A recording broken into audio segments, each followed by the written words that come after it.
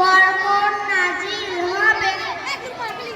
Number 19 মিথ্যা কথা বলা সবচেয়ে বড় গুনাহ। কাফেররা কোনো বান্দা তখন মিথ্যা বলে তা দুর্গন্ধের মধ্যে ফেরেশতা 1 মাইল দূরে চলে যায়। 13 14 রাগ করো না, সকালে মিলে খানা খাও, পৃথক পৃথক খানা খেও না। নাম্বার 11 তারে পেশাব করবে না। নাম্বার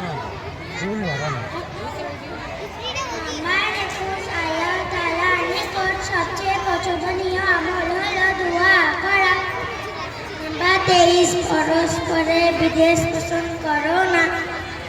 নাম্বার 17 দাঁড়িয়ে